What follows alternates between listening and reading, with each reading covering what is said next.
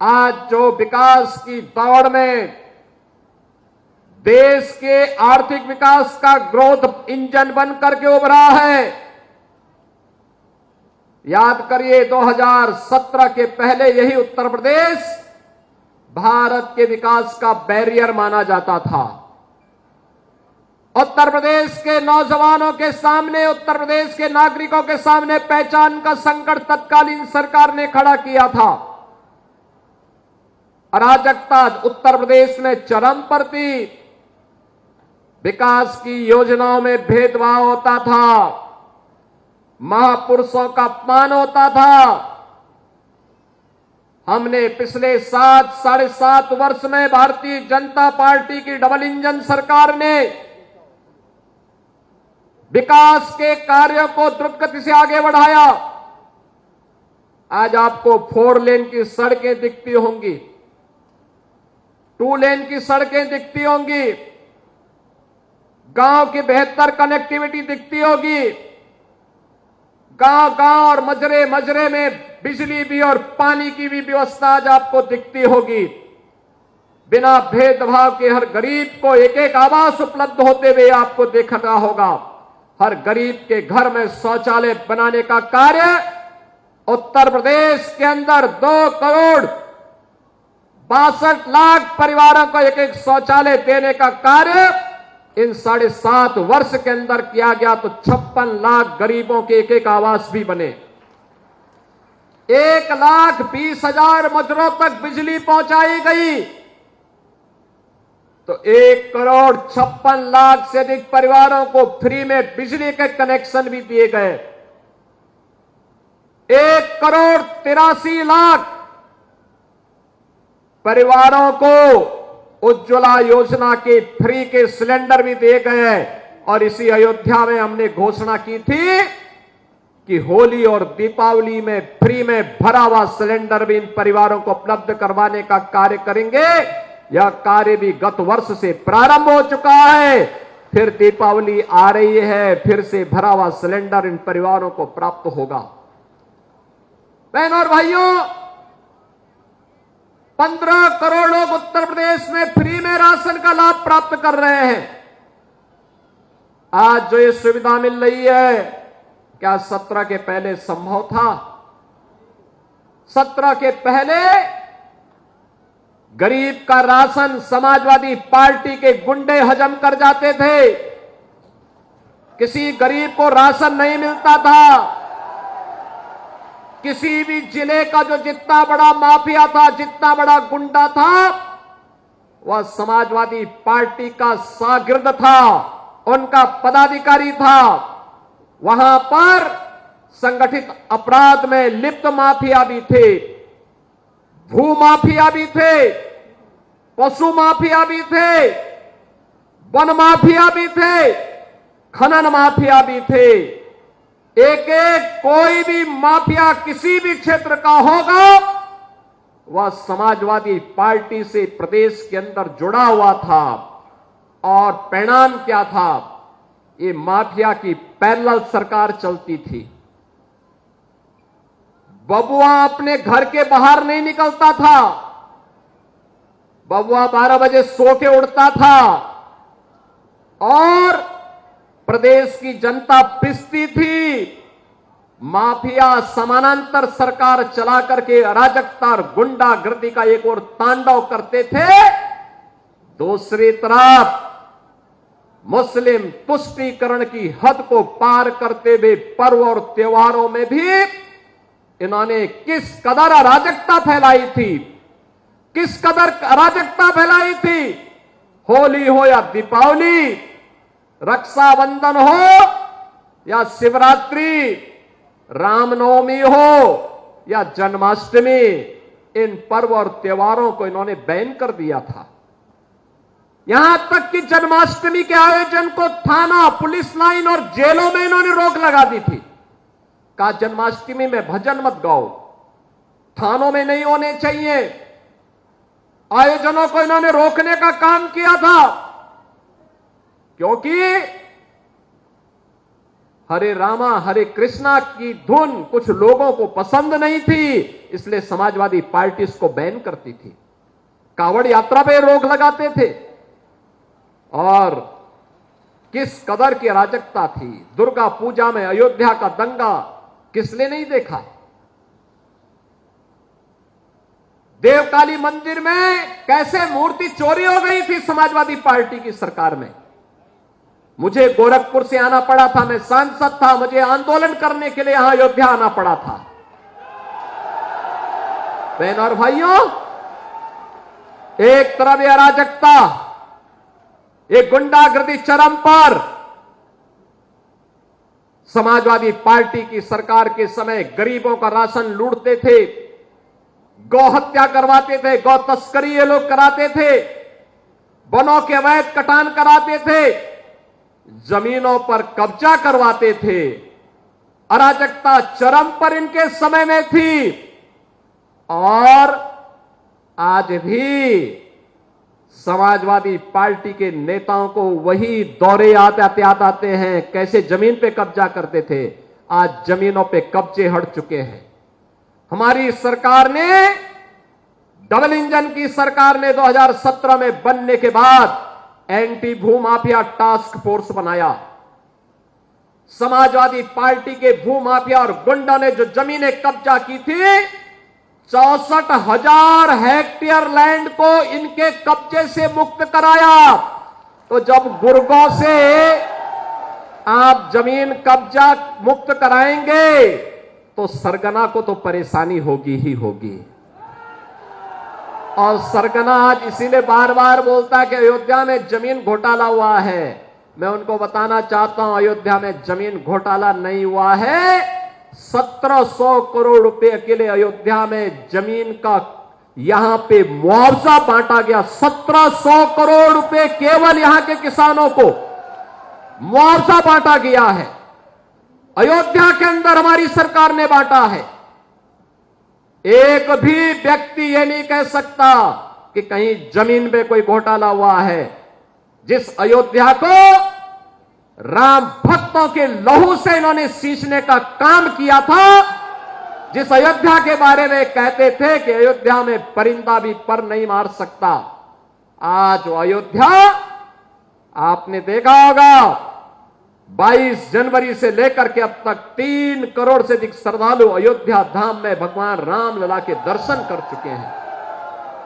बहनों और भाइयों, अयोध्या का दीपोत्सव, अयोध्या के मंदिरों में, अयोध्या के घाटों में जब दीप जलते हैं तो परेशानी 2 लोगों को होती है, एक सपा मुखिया को और दूसरा पाकिस्तान को। इन्हीं 2 लोगों को परेशानी होती है, क्योंकि इन्हें मालूम है कि अयोध्या में जलने वाला एक एक दीप अयोध्या ही नहीं प्रदेश और देश को तो रोशन करेगा, लेकिन जो मानवता के लिए कैंसर बन चुका है ये पाकिस्तान, इसका नेस्तनाबूद भी करने की सामर्थ्य रखता है। लेकिन परेशानी पाकिस्तान भारत का दुश्मन है उसको तो होती है, लेकिन अपनी हिंदू विरोधी मानसिकता के लिए जाने जाने वाली समाजवादी पार्टी को भी परेशानी होने लगती है, क्योंकि अंधेरे में रहने के अभ्यस्त हैं, डकैती डालते हैं तो अंधेरा इनको चाहिए, इसलिए इन्होंने सर्वत्र यही काम किया है। बहनों और भाइयों, अगर अयोध्या के विकास के बारे में आप देखेंगे, जिस अयोध्या को इन्होंने बिजली से वंचित किया था, जिस अयोध्या को इन्होंने विकास से वंचित किया था, आज उस अयोध्या में डबल इंजन की भारतीय जनता पार्टी सरकार ने 30,000 करोड़ रुपए की परियोजनाओं की सौगात दी है। 30,000 करोड़ रुपए की। इतना विकास कांग्रेस के 60 वर्ष के कार्यकाल में नहीं हुआ। इतना विकास समाजवादी पार्टी की 4-4 बार सरकारें थी, कभी नहीं हुआ। जितना विकास का कार्य अकेले डबल इंजन की भारतीय जनता पार्टी की सरकार ने मात्र 6 वर्ष 7 वर्ष के अंदर किया है। आज 1,500 करोड़ रुपए की परियोजनाओं का सौगात लेकर के फिर ये मंच हमारे जनप्रतिनिधि आज अयोध्या के लिए आए हुए हैं। और भाइयों, आज तो मैं आपसे कहने के लिए आया हूं इसी बात को लेकर के। इसी अयोध्या में हम लोगों ने यहां के विकास के लिए आज आप देख सकते हैं 6,461 दुकानों को भी पुनर्वास किया गया।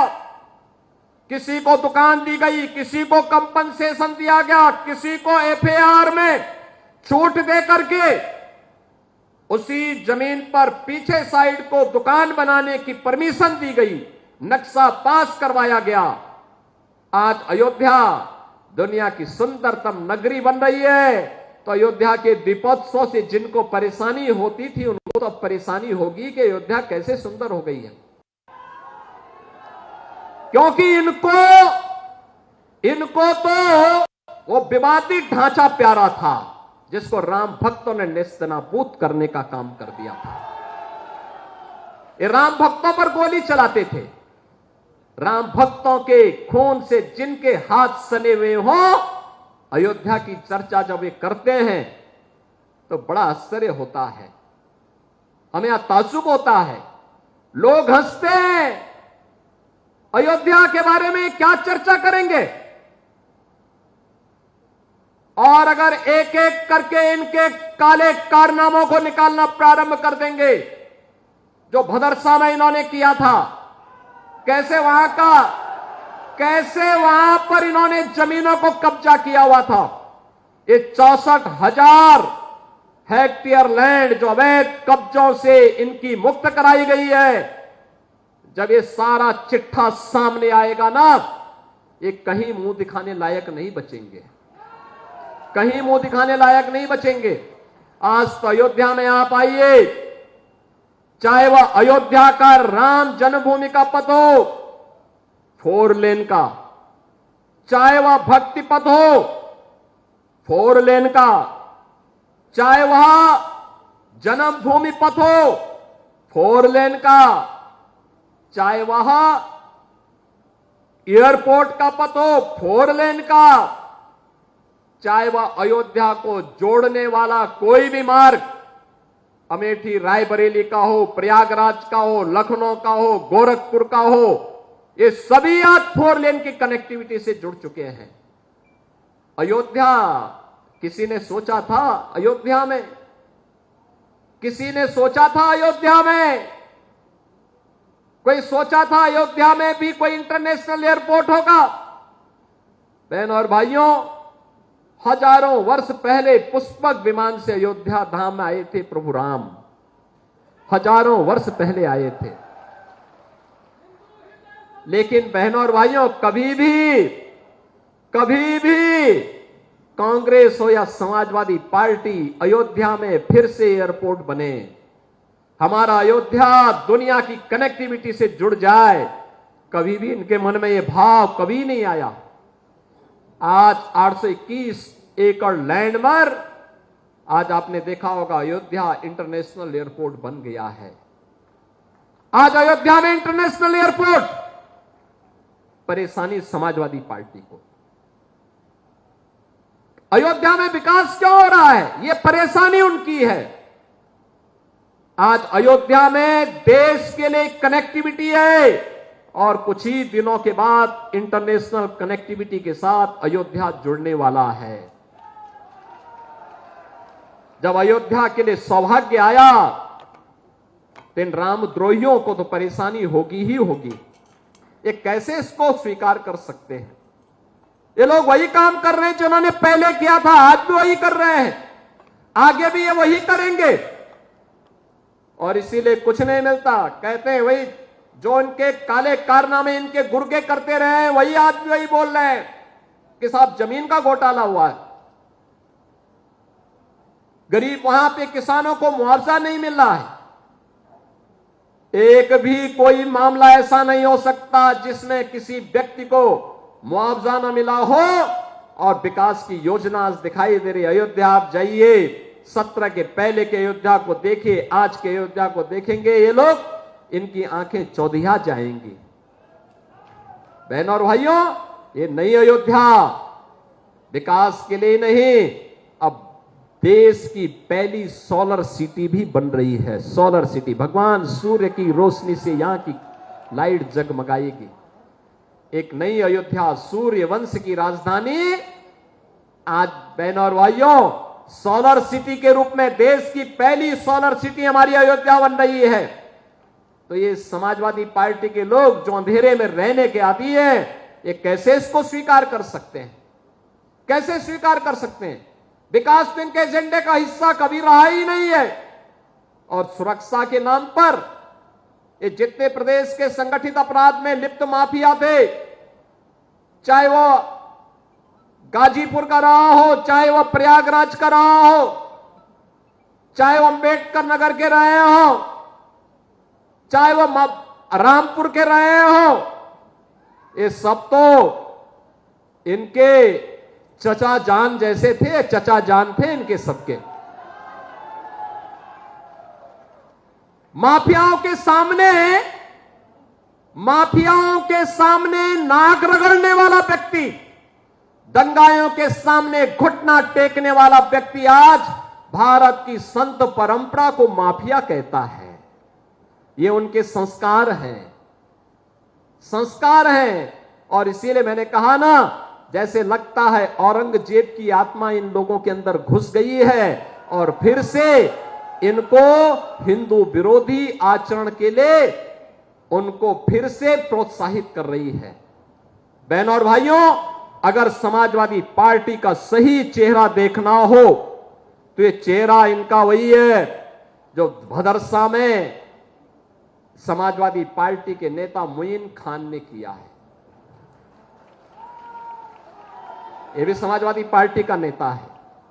कन्नौज में इनका एक नवाब सिंह यादव है, उसने भी एक बेटी के साथ इसी प्रकार का व्यवहार किया है, इसी प्रकार का कृत्य किया है।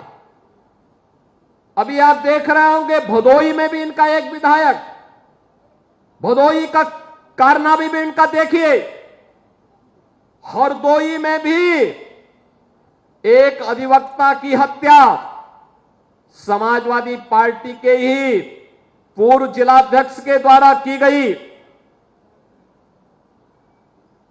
एक बालिका के साथ अलीगढ़ में, मऊ के अंदर भी इनका एक नेता इस प्रकार के दरिंदगी की में शामिल पाया गया और इनका एक विधायक पूर्व बन चुका है, उसके द्वारा भी कानपुर में इसी प्रकार के कृत्य किए जाते थे।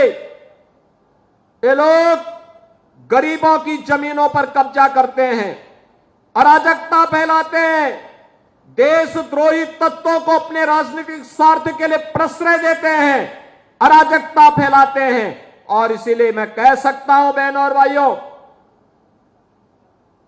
कि जैसे कुत्ते की पूंछ सीधी नहीं हो सकती, वैसे ही ये समाजवादी पार्टी के दरिंदे जो बेटियों की सुरक्षा के साथ खिलवाड़ कर रहे हैं, ये कभी ठीक नहीं हो सकते। इनके लिए तो कानून के दायरे में ला करके इन पे शिकंजा कसना पड़ेगा और हमारी सरकार वही काम कर रही है इनके साथ में, जिसके ये पात्र हैं।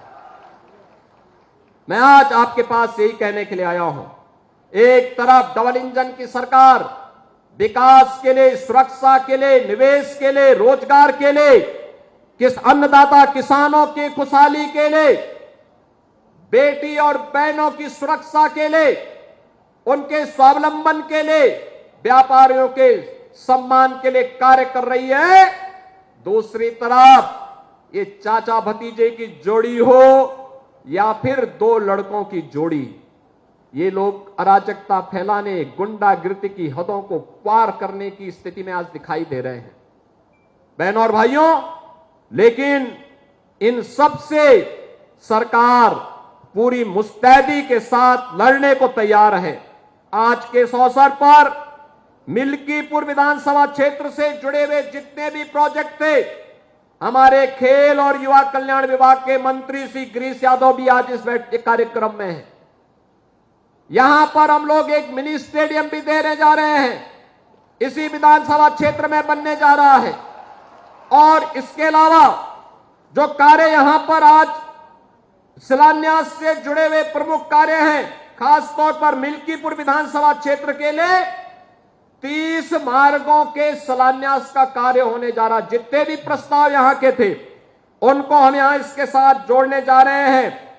और इसके साथ ही यहां पर एक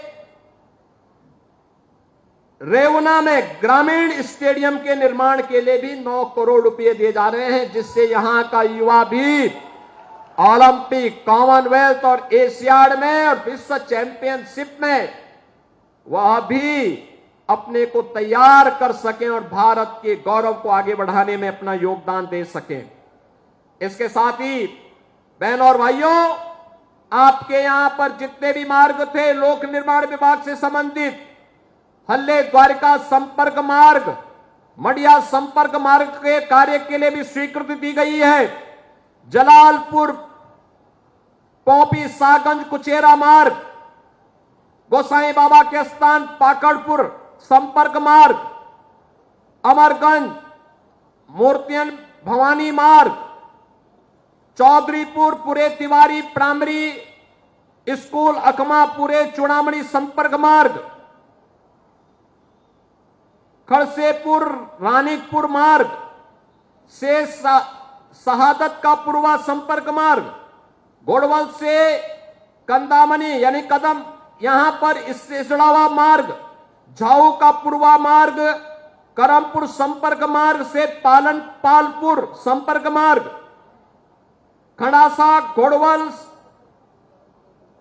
सदिन घाट मार्ग से ये जितने भी संपर्क मार्ग थे सभी 37 मार्गों को, यहां के जो भी संपर्क मार्ग थे ये सभी स्वीकृत करके आज शिलान्यास हो रहे हैं। इसके लिए भी मैं आप सबको हृदय से बधाई देता हूं, अपनी शुभकामनाएं देता हूं।